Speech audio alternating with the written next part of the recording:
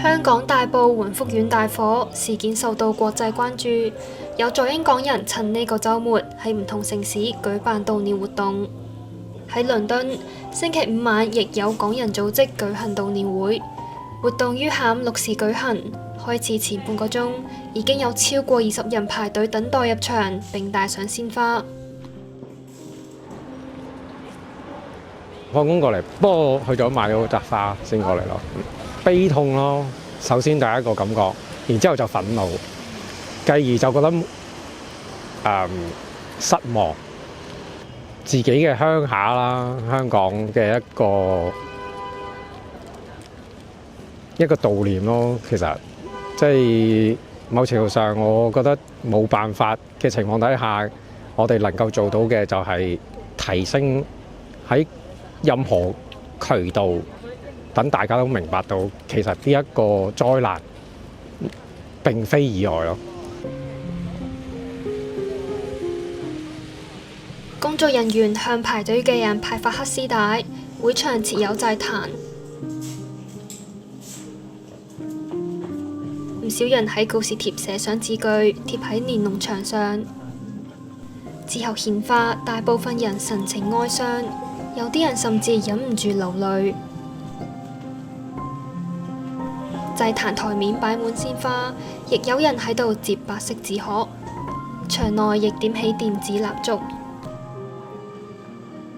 其實係我中學母校隔離嚟嘅，即係其實我都識，不過好耐啦，因為即係唔少同學仔都係住嗰度，咁所以其實都好大關聯下，咁就覺得好憤怒咯。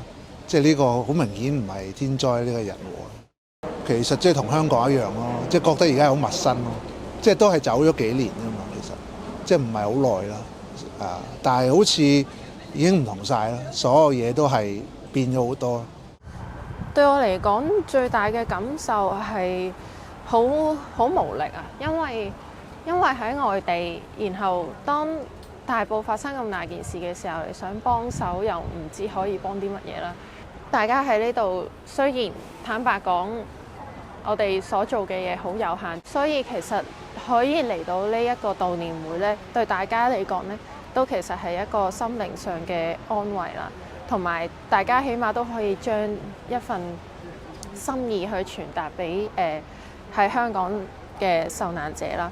不過我都覺得喺呢件事上可以重新見到好多香港人發揮咗好迅速、好有效率嘅互助精神啦，喺社區入邊，好似以前都見過嘅畫面，就係大家可能唔係大埔人，但係從香港唔同嘅區嗰度衝過去大埔幫手啊，捐錢捐物資啊。除咗香港人，仲有唔少本地人參加，佢哋對於香港嘅大火感到哀傷。It's a horrible tragedy, and that's why I'm here. Because I lived in Hong Kong for 20 years, I'm a permanent resident of Hong Kong, and like everyone, I've been very, very moved by what's happened. It's like Grenfell, but times 7, because it's 7 blocks.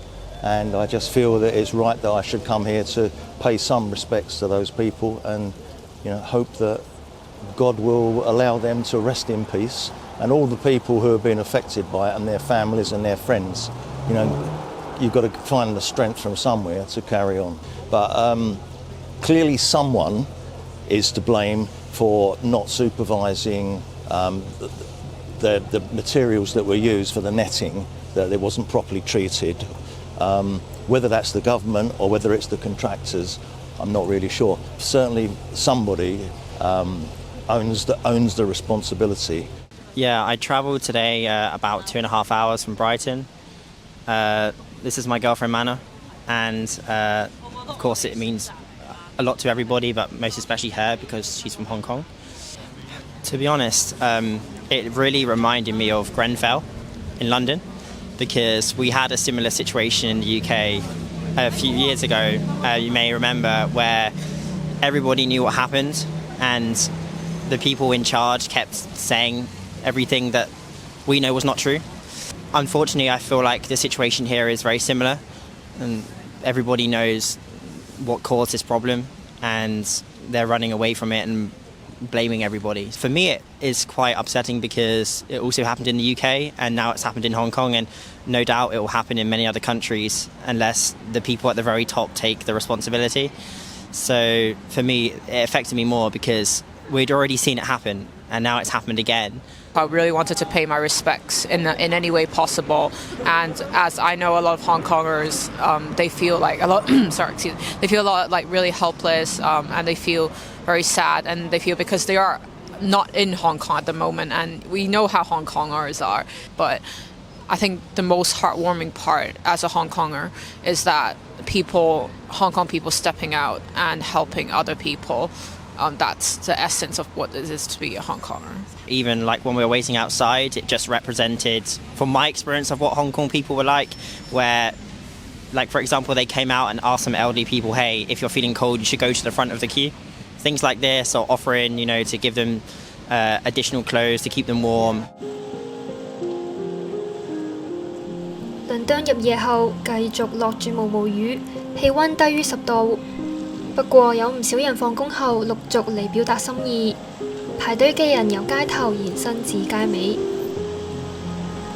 活動進行1個鐘之後，嚟悼念嘅人數不斷增加，排隊嘅人龍越排越長，甚至喺原定結束嘅時間8點半，依然仲有唔少人喺度排隊。